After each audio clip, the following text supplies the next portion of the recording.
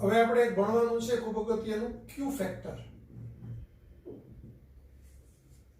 આપણે એ જોયું કે જ્યારે અનુનાદની ઘટના થાય ત્યારે IRMS નું મૂલ્ય છે તે મહત્તમ થાય. બરાબર, IRMS નું મૂલ્ય મહત્તમ થાય અને એ પ્રવાહ છે સ્પીકરને મળે એટલે સ્પીકર એ પ્રમાણેનું રેડિયો સ્ટેશન પકડી અને રેડિયો સ્ટેશનમાં વાગતા પ્રોગ્રામનો અવાજ આપે આપણને. જુદી જુદી કંપનીના રેડિયો હોય, અલગ અલગ કંપનીના રેડિયો એક જ જગ્યાએ રાખેલા હોય અને એક જ ફ્રીક્વન્સી ઉપર ટ્યુન કરેલા હોય તો એની અવાજની ક્વોલિટી, દરેક રેડિયોમાંથી આવતા અવાજની ક્વોલિટી એક સરખી ન હોય, જુદી જુદી હોય, અલગ અલગ હોય. એવું કેમ? તો એવું આ ક્યુ ફેક્ટરના કારણે હોય. બરાબર, ક્વોલિટી ફેક્ટર. હવે આ ક્વોલિટી ફેક્ટરને સમજવા માટે હું IRMS against omega against IRMS નો આલેખ ડ્રો કરું. કયા સૂત્ર પરથી? આના પરથી. તો એ આલેખ R ના કોઈ એક પર્ટિક્યુલર વેલ્યુ અને ઓમેગા ના કોઈ એક પર્ટિક્યુલર વેલ્યુ માટે આવો પણ મળી શકે.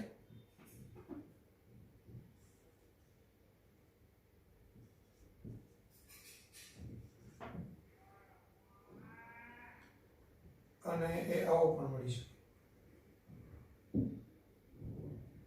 બરાબર, આ એક R નું મૂલ્ય છે અને આ બે R નું મૂલ્ય છે. હવે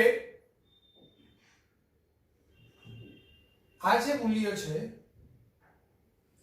એ આપણું IRMS મેક્સિમમ છે. શું છે? IRMS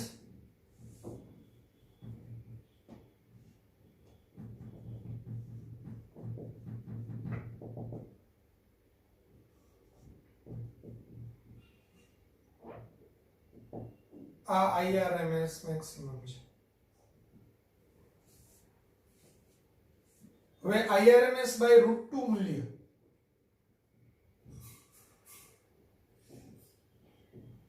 IRMS બાય √2 મૂલ્ય મને સપોઝ અહીંયા મળે છે. તો આ IRMS √2 મૂલ્યને અનુરૂપ હું આમ એક લાઈન ડ્રો કરું તો એ લાઈન ડ્રો ને અનુરૂપ મને અહીંયા બે કોણીય આવૃત્તિ મળે, ઓમેગા 1 અને આ બીજી કોણીય આવૃત્તિ મળે તે ઓમેગા 2. આ છે જ્યાં મને અનુનાદ મળ્યો છે એ અનુનાદી આવૃત્તિ કઈ હશે? ઓમેગા 0 અનુનાદી આવૃત્તિ. બરાબર. હવે આ IRMS બાય √2 શું કામ લીધું મેં એનું કારણ એક સમજાવી દઉં.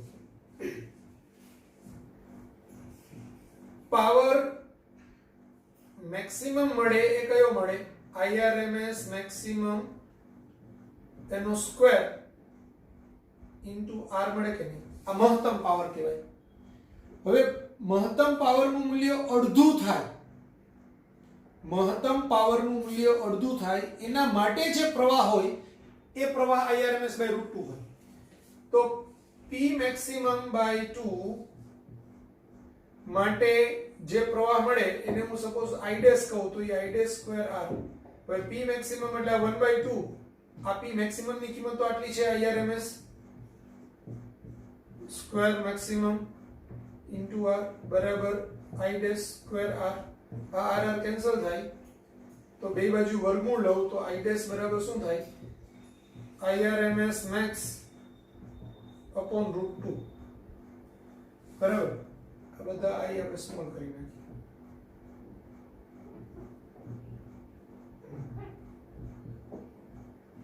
જૂની ટેક્સ્ટબુકમાં છે તે I બધે જ કેપિટલ વાપરતા હતા એટલે થોડી એટો પડી ગઈ છે.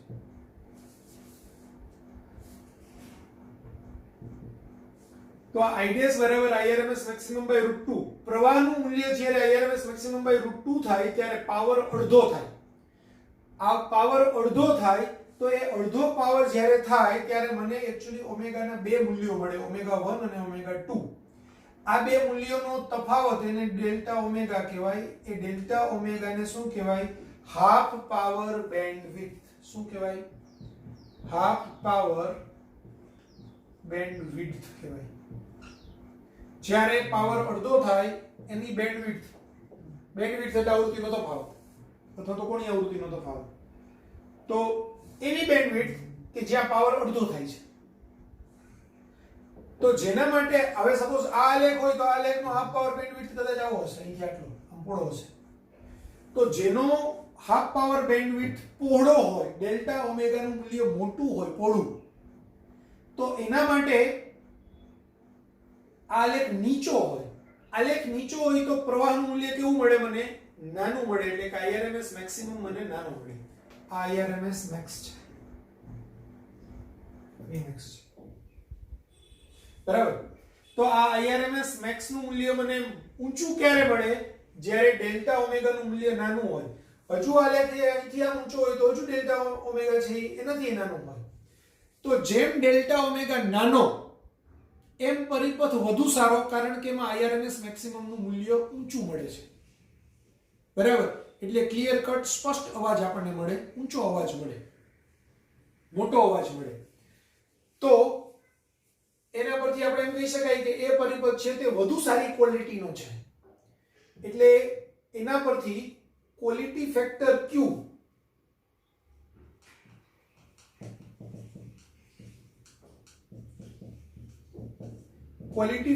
Q is equal to omega 0 upon delta omega આવું સાબિત કરેલું છે. omega 0 by delta omega ને ક્વોલિટી ફેક્ટર કહેવાય, બરાબર.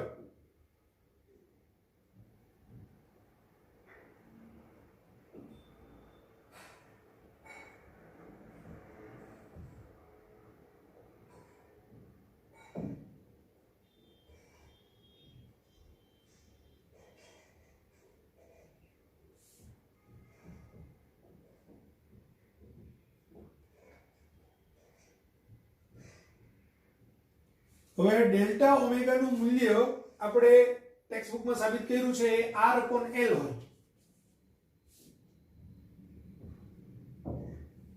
ડેલ્ટા ઓમેગા શું હોય? એ R/L હોય. એટલે Q બરાબર ઓમેગા 0 upon R/L. એટલે કે omega 0 L upon R. Omega 0 L upon R, omega 0 L upon R એટલે આને XL upon R પણ કહી શકાય. તો omega 0 આપણે સાઈડમાં રાખીએ ત્યારે. omega 0 L upon R એટલે શું થશે? omega 0 એટલે 1 upon under root LC ગુણાકારમાં L by R. તો આ એક under root L ને એક under root L અહીંથી ઉડે તો બી અહીંયા એક under root L બચે. એટલે 1 upon under root C into under root L by R એટલે 1 upon R under root L by C. આ સૂત્ર આપણને મળે, બરાબર.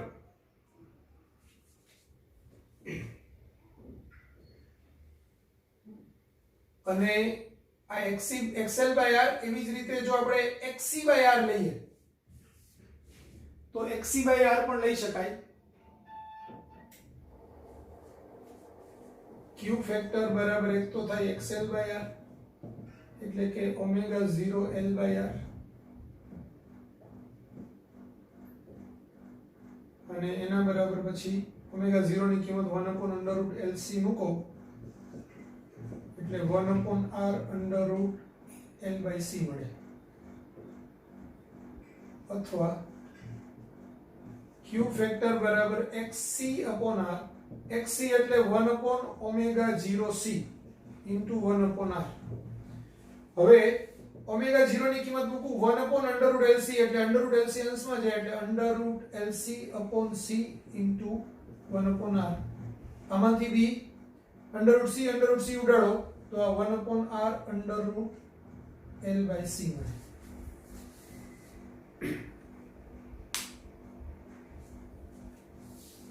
તો બધી જ રીતે આપણને ક્યુ ફેક્ટરનું મૂલ્ય q બરાબર 1/r √l/c મળે. આ જે તફાવત મળે એને હાફ પાવર બેન્ડવિડ્થ કહેવાય. શા માટે હાફ પાવર બેન્ડવિડ્થ કહેવાય? કારણ કે જ્યાં હાફ પાવર થાય છે, પાવર અડધો થાય છે, એ પ્રવાહનું મૂલ્ય Irms maximum by √2 છે.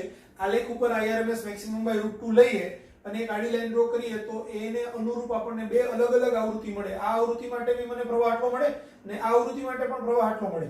તો આ બે આવૃત્તિના તફાવતને હાફ પાવર બેન્ડવિડ્થ કહેવાય. હાફ પાવર બેન્ડવિડ્થ જેમ ઓછી એમ આ અનુનાદ વક્ર વધુ તીક્ષ્ણ, અને અનુનાદ વક્ર વધુ તીક્ષ્ણ એવા પરિપથ માટે ક્વોલિટી સારી. એટલે ક્યુ ફેક્ટરને ડિફાઇન કર્યું છે ડેલ્ટા ઓમેગાના વ્યસ્ત મુજબ. તો એ ક્યુ ફેક્ટરને આપણે ડિફાઇન કર્યું છે કે ભાઈ અનુનાદીય કોણીય આવૃત્તિ અને ડેલ્ટા ઓમેગાના ગુણોત્તરને ક્વોલિટી ફેક્ટર કહેવાય. Omega 0 by delta omega. અને એનું મૂલ્ય આપણને મળે q બરાબર 1/r √l/c. ક્યુ ફેક્ટરનું મૂલ્ય કોણીય આવૃત્તિ પર આધારિત નથી, અનુનાદીય કોણીય આવૃત્તિ પર આધારિત નથી. તે માત્ર અને માત્ર r, l અને c ના મૂલ્ય પર જ આધારિત છે. એટલે કે પરિપથ ઘટકોના મૂલ્ય પર જ આધારિત છે. આવૃત્તિ, કોણીય આવૃત્તિ, વોલ્ટેજ, પ્રવાહ એકેય ઉપર આધારિત નથી. ક્યુ ફેક્ટરનું મૂલ્ય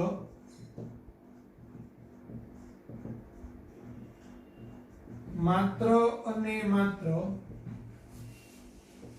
r, l અને c ના મૂલ્યો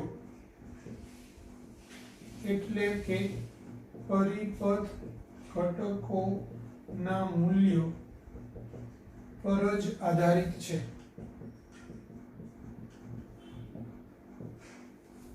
ક્યુ ફેક્ટરનું મૂલ્ય માત્ર અને માત્ર r, l અને c ના મૂલ્યો એટલે કે પરિપથ ઘટકોના મૂલ્યો પર જ આધારિત છે.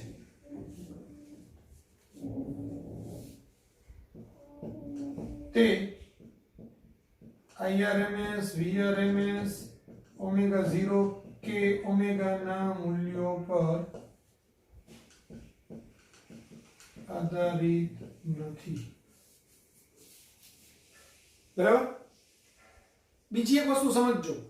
અનુનાદની ઘટના એ LCR શ્રેણી પરિપથમાં જ થાય. એટલે કે એવા પરિપથમાં જ થાય કે જ્યાં L અને C શ્રેણીમાં હોય. L અને C શ્રેણીમાં ન હોય તો અનુનાદની ઘટના થઈ શકે નહીં. એટલે RL પરિપથ હોય કે RC પરિપથ હોય તો એમાં અનુનાદ ન થઈ શકે. અનુનાદ થવા માટે ફરજિયાત છેદમાં આ ટર્મ હોવું જરૂરી છે, ઓમેગા C - ઓમેગા L, તો જ અનુનાદ થાય. આ ખાસ યાદ રાખજો. લખી કાઢો.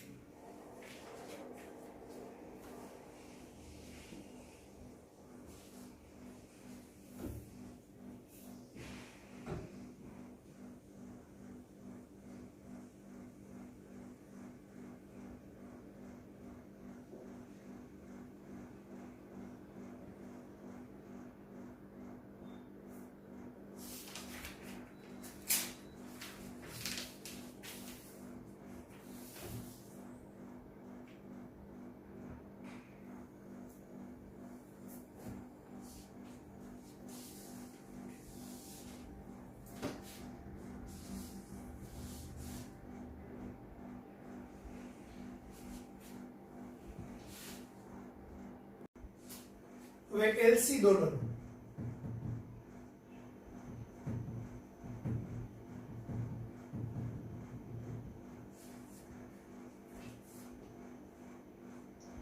તો એક કેપેસિટર હોય અને એક ઇન્ડક્ટર હોય. કેપેસિટર ચાર્જ થયેલું છે અને t બરાબર 0 સમયે પરિપથમાં લાવવામાં આવે છે. આનું કેપેસિટન્સ છે, આનું ઇન્ડક્ટન્સ L અને t સમયે કેપેસિટર પરનો વિદ્યુતભાર Q હોય. તો Q બરાબર Q0 cos omega t.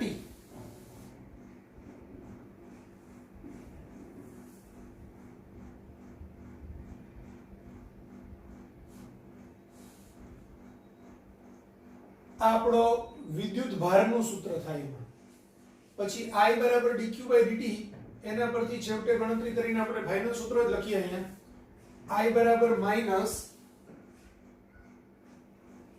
q0 omega 0 cos omega t થાય, સોરી sin omega t થાય.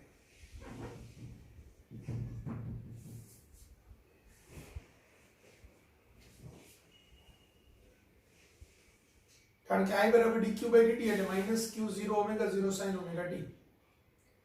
તો આ પ્રવાહના સૂત્રો થાય. જ્યારે કેપેસિટર સંપૂર્ણ ચાર્જ હોય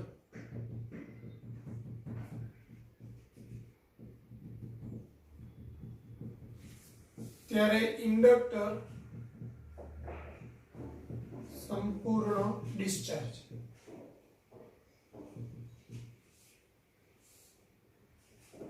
જ્યારે કેપેસિટરમાં સંગ્રહાયેલી ઊર્જા UC એ q²/2c હોય, q0²/2c. અને UL 0. પછી કેપેસિટર સંપૂર્ણ ડિસ્ચાર્જ ત્યારે ઇન્ડક્ટર સંપૂર્ણ ચાર્જ. ત્યારે અહીંયા UC બરાબર 0 હોય અને UL બરાબર 1/2 Li² હોય. L0 મહત્તમ મૂલ્ય.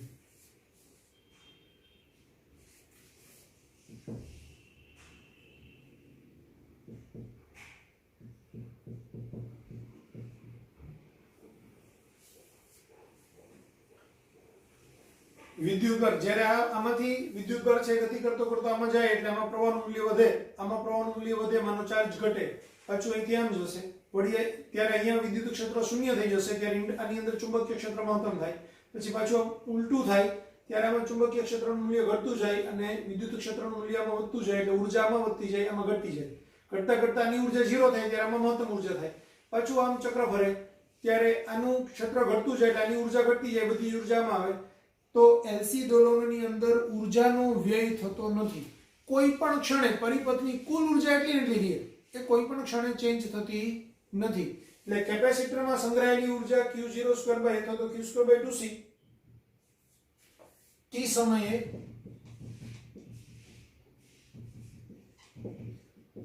કેપેસિટરમાં સંગ્રહાયેલી ઊર્જા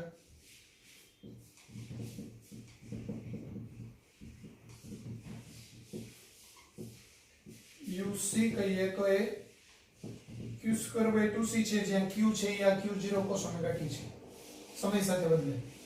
અને એવી જ રીતે t સમયે ઇન્ડક્ટરમાં સંગ્રહાયેલી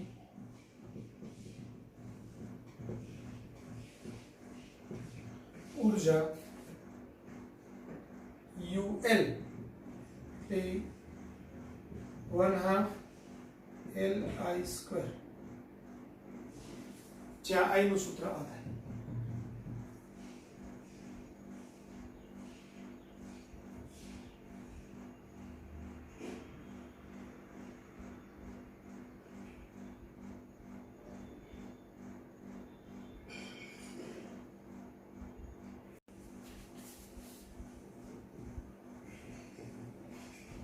તાત્ક્ષણિક પાવર P બરાબર VI થાય એટલે કે Vm sin omega t અને Im sin omega t.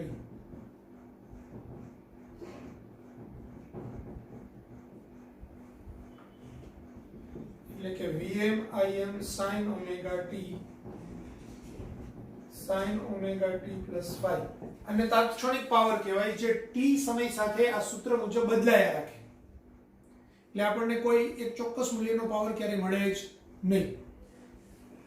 તો આપણે વાસ્તવિક પાવર વ્યાખ્યાયિત કરેલો છે એના માટે. વાસ્તવિક પાવર બરાબર, એને એવરેજ પાવર પણ કહેવાય, P એવરેજ. એ વાસ્તવિક પાવર આપણે ખાલી P પણ દર્શાવીએ છીએ. તો P બરાબર એનું સૂત્ર હવે સાબિત નથી કરતા, એ આપણને મળે Vrms Irms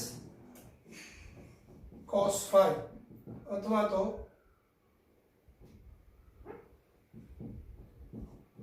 Vm Im by 2 cos phi, જ્યાં cos phi ને પાવર ફેક્ટર કહે છે. પાવર ફેક્ટર બરાબર cos phi બરાબર r upon z, એટલે કે r upon under root r square plus xc minus xl નો સ્ક્વેર.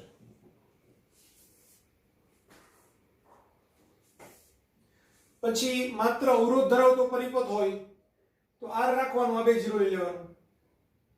માત્ર ઇન્ડક્ટર ધરાવતો પરિપથ હોય એવા જુદા જુદા પાવર ફેક્ટરના કેસ આવે.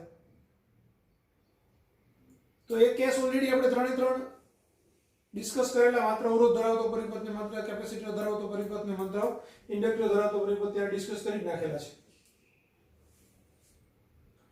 આ સૂત્રમાં જે હોય તે રાખવાનું. હવે RL પરિપથ હોય તો R ને L રાખવાનું, આ રાખવાનું, આ ટર્મ નહીં આવે તો પાવર ફેક્ટર એને અનુરૂપ મળે.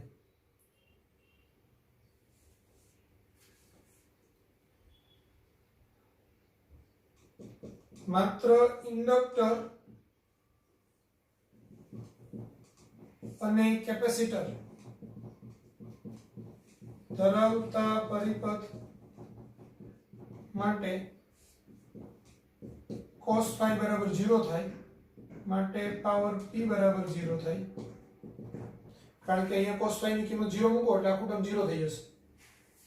તો માત્ર ઇન્ડક્ટર અને માત્ર કેપેસિટર ધરાવતા પરિપથમાંથી જ્યારે પ્રવાહ પસાર થાય ત્યારે એમાંથી પ્રવાહ તો પસાર થઈ રહ્યો હોય છતાંય પરિપથમાં પાવર વ્યય શૂન્ય હોય, તો એવા પ્રવાહને વોટલેસ પ્રવાહ કહેવાય.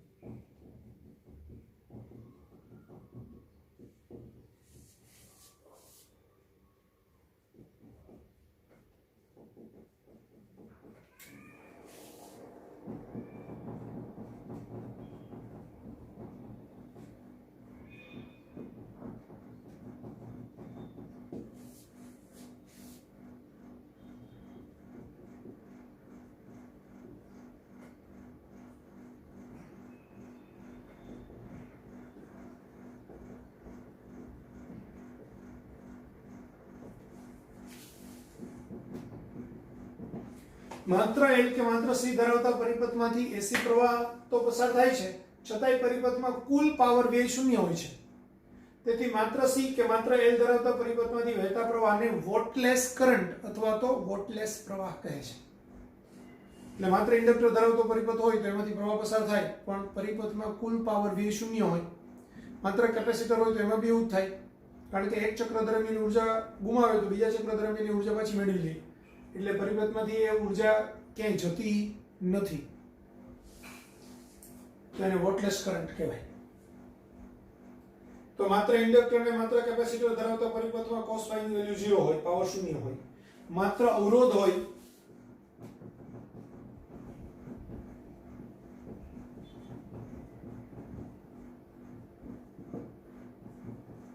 cos phi. હવે માત્ર અવરોધ તો અહીંયા r છે, અહીંયા r છે, આ ટર્મ 0. તો r ના છેદમાં r એટલે 1.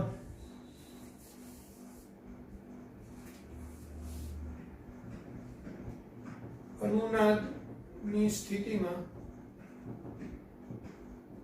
r બરાબર z હોય છે, સોરી z બરાબર r હોય છે.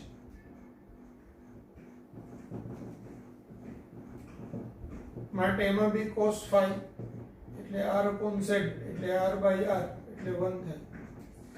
એટલે જ અનુનાદની સ્થિતિમાં પરિપથ છે તે માત્ર અવરોધ ધરાવતા પરિપથ તરીકે વર્તે છે, કારણ કે એનો પાવર ફેક્ટર 1 હોય એટલે પાવર વ્યય એટલો જ હોય. તો માત્ર અવરોધ ધરાવતા પરિપથ તરીકે જ એની બધી ગણતરીઓ કરવી પડે. તો આટલું આ ઇમ્પોર્ટન્ટ છે પાવરની અંદર. લખી નાખો ખાસ કરીને આ બે સૂત્રો.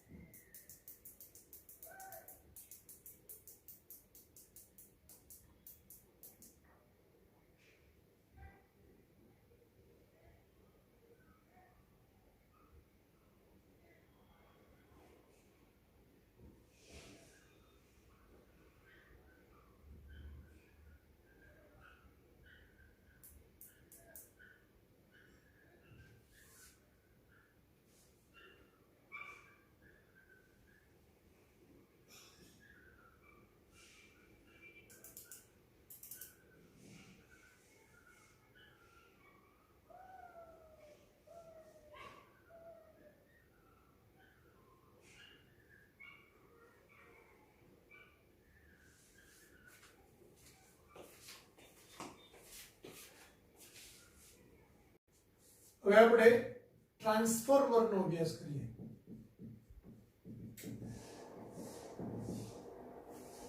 તો ટ્રાન્સફોર્મર એક એવી વિદ્યુત રચના છે કે જેની મદદથી એસી વોલ્ટેજને જરૂર પડે તો વધારી શકાય અથવા જરૂર પડે તો ઘટાડી શકાય.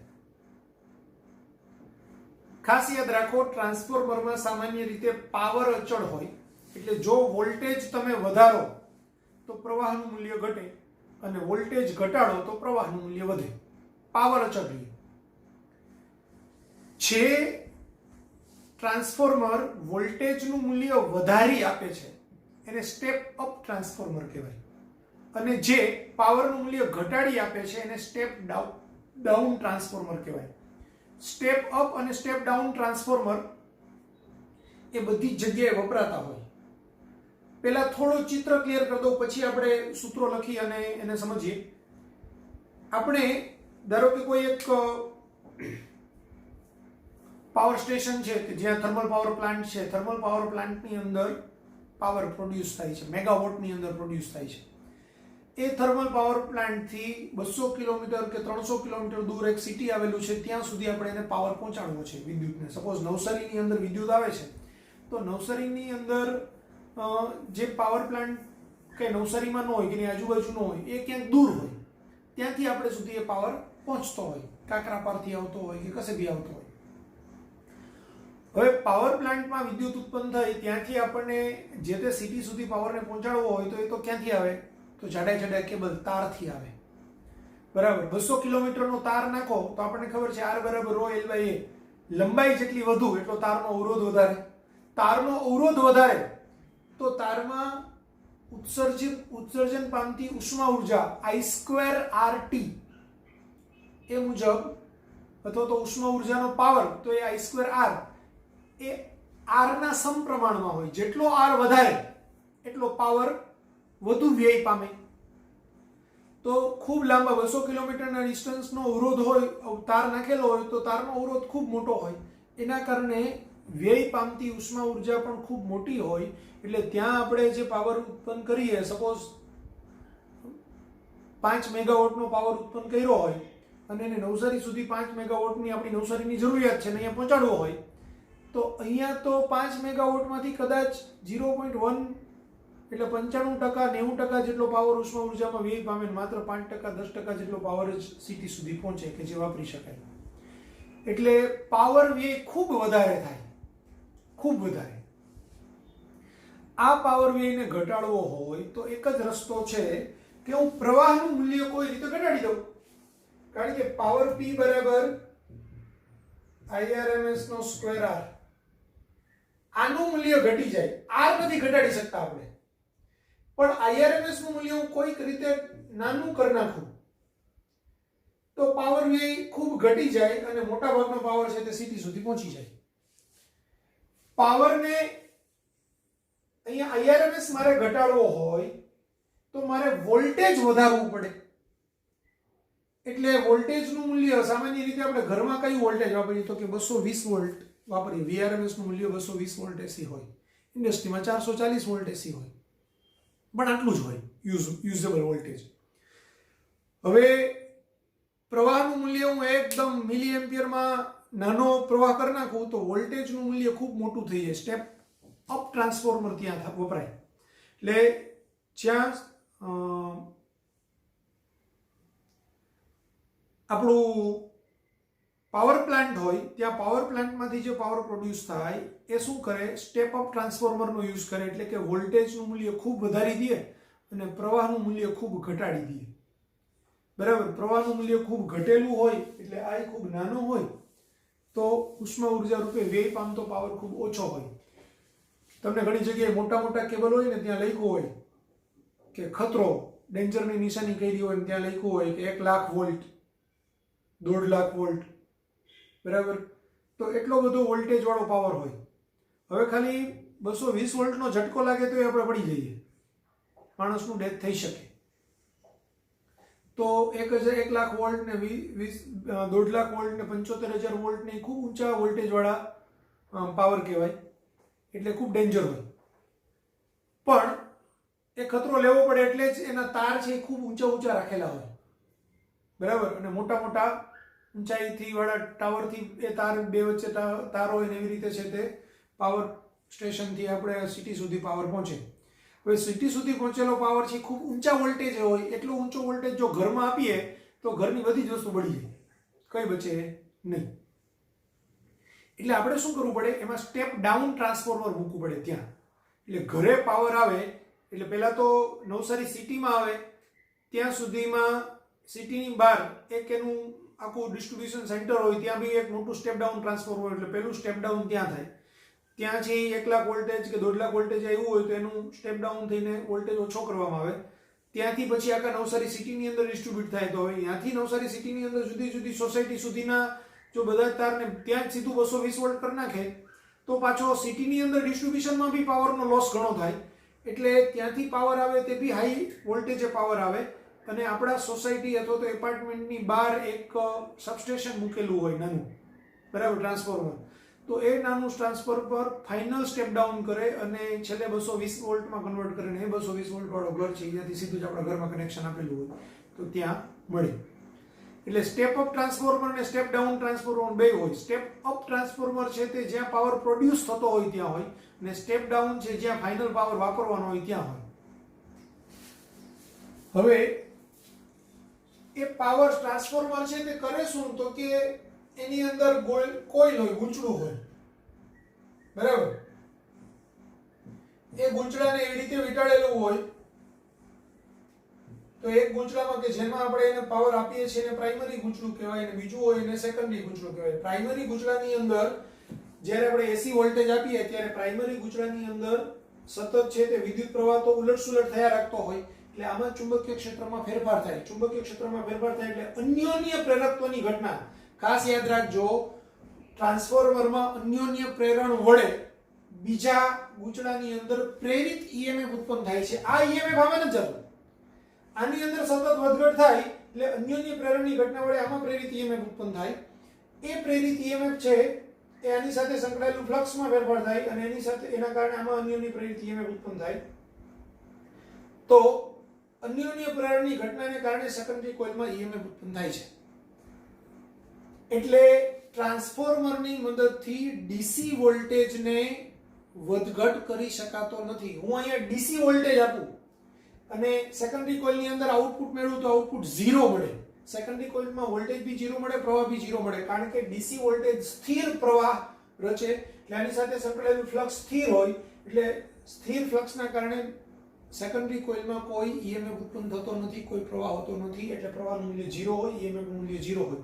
તો એવો એક ફંડામેન્ટલ ક્વેશ્ચન પણ પૂછી શકાય કે ભાઈ એની અંદર પ્રાઇમરી ગૂંચળા આટાની સંખ્યા આટલી છે, ગુણ ગૂંચળામાં આટાની સંખ્યા આટલી છે, પ્રાઇમરી કોઇલની અંદર આટલા વોલ્ટનો ડીસી વોલ્ટેજ આપવામાં આવે તો સેકન્ડરી કોઇલમાં ઉદ્ભવતું પ્રવાહ કેટલો હતો, તેનો વોલ્ટેજ કેટલો, તો એ 0 હોય.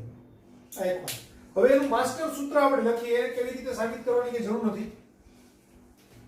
મેઇન માસ્ટર સૂત્ર આપણે યાદ રાખશું.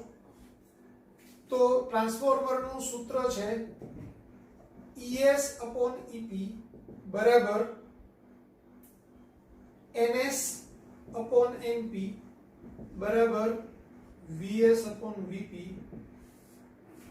એના બરાબર IP/IS એના બરાબર R. R ને ટ્રાન્સફોર્મેશન ગુણોત્તર કહેવાય.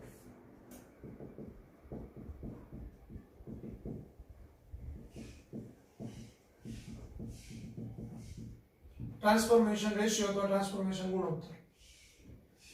R is greater than 1 હોય તો સ્ટેપ અપ ટ્રાન્સફોર્મર અને R is less than 1 હોય તો સ્ટેપ ડાઉન ટ્રાન્સફોર્મર કહેવાય. S એટલે સેકન્ડરી કોઇલ, P એટલે પ્રાઇમરી કોઇલ. એટલે ES એટલે સેકન્ડરી કોઇલમાં EMF, V એટલે વોલ્ટેજ, N એટલે આટાની સંખ્યા, I એટલે પ્રવાહ. તો ES એટલે સેકન્ડરી કોઇલમાં EMF, P એટલે પ્રાઇમરી કોઇલમાં EMF, અથવા તો N એટલે સેકન્ડરી કોઇલનું આટાની સંખ્યા, P એટલે પ્રાઇમરી કોઇલમાં આટાની સંખ્યા, S એટલે સેકન્ડરી કોઇલમાં વોલ્ટેજ, VP એટલે પ્રાઇમરી કોઇલમાં વોલ્ટેજ, IP એટલે પ્રાઇમરી કોઇલમાં પ્રવાહ, IS એટલે સેકન્ડરી કોઇલમાં પ્રવાહ. ના, જો બેઝિક વસ્તુ આ છે કે પાવર અચળ હોય એટલે પ્રાઇમરી કોઇલમાં પાવર બરાબર સેકન્ડરી કોઇલમાં પાવર. હવે PP એટલે VP * IP બરાબર PS એટલે VS * IS એટલે આ VS/VP બરાબર IP/IS થાય. VS ને VP, V ને આપણે EMF ના ટર્મ્સમાં કહી શકાય લગભગ બેના વોલ્ટ પોટેન્શિયલ ડિફરન્સ. VS છે એક્ચ્યુઅલી વિદ્યુત સ્થિતિમાનનો તફાવત છે વોલ્ટેજ અને પેલું EMF છે પણ એ બે નિયરલી ઇક્વલ ટુ જ હોય એટલે ES/EP બરાબર IP/IS લખી શકાય. અને E છે ES એ આપણે આટાની સંખ્યાના સમપ્રમાણમાં હોય એટલે ES is proportional to NS હોય અને EP is proportional to NP હોય એટલે ES/EP બરાબર NS/NP હોય એટલે આ NS/NP લખી શકાય બરાબર IP/IS થાય. એટલે આ બધાને આપણે એક સૂત્રમાં કમ્બાઈન કરીએ તો આ થાય. બરાબર. હવે R is greater than 1 કોના માટે હોય? સેકન્ડરી કોઇલ માટે. તો R is greater than 1 મતલબ NS/NP is greater than 1 મતલબ કે NS is greater than NP. તો સેકન્ડરી કોઇલના આટાની સંખ્યા વધુ હોય અને પ્રાઇમરીમાં ઓછા હોય. કોના માટે સ્ટેપ અપ ટ્રાન્સફોર્મર માટે શું થાય તો એના પરથી આપણે એમ કહી શકાય કે NS is greater than NP અને સ્ટેપ ડાઉન ટ્રાન્સફોર્મરમાં NS is less than NP. Step up ટ્રાન્સફોર્મરમાં પ્રાઇમરી થી સેકન્ડરી કોઇલ તરફ જઈએ, પ્રાઇમરીમાં ઓછા સેકન્ડરીમાં એટલે આટાની સંખ્યા અપ થાય અને સ્ટેપ ડાઉન ટ્રાન્સફોર્મરમાં આટાની સંખ્યા ડાઉન થાય. તો એવું જ વોલ્ટેજ અપ થાય, આટાની સંખ્યા અપ થાય પણ પ્રવાહ ડાઉન થાય સ્ટેપ અપ ટ્રાન્સફોર્મરમાં. સ્ટેપ ડાઉન ટ્રાન્સફોર્મરની અંદર NP થી આમ જવાનું, ડાઉન થાય તો આટાની સંખ્યા ડાઉન થાય, વોલ્ટેજ ડાઉન થાય, પ્રવાહ અપ થાય. પ્રવાહ એના કરતા ઊંધું થાય હંમેશા.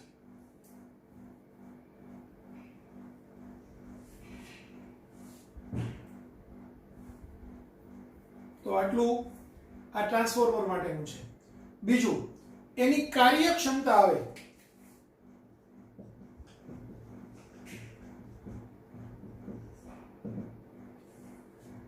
તો કાર્યક્ષમતાની અંદર output power upon input power હોય.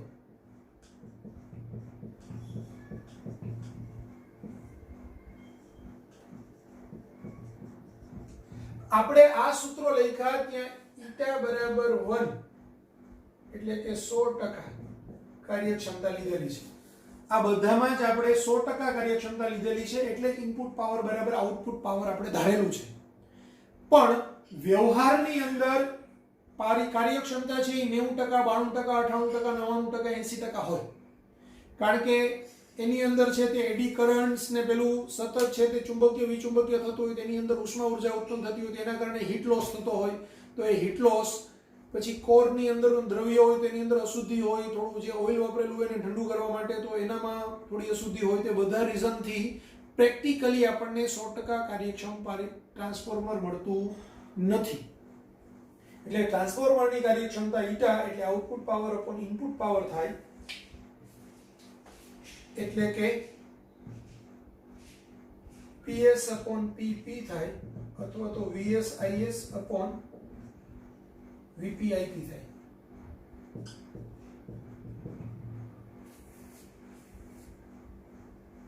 બરાબર. અને પ્રતિશતની અંદર લઈએ તો * 100% થાય.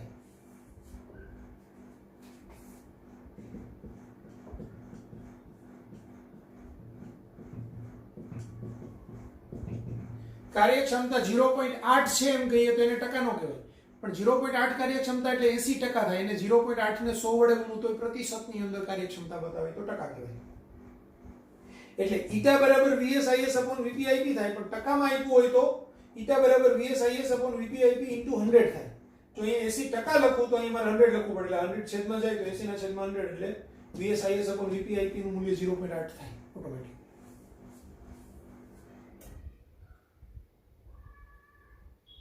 આદર્શ ટ્રાન્સફોર્મરની કાર્યક્ષમતા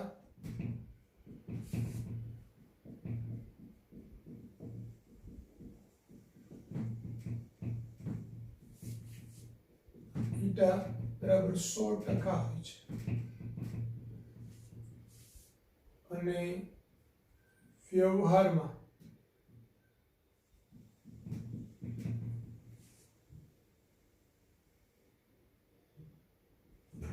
eta is less than 100%.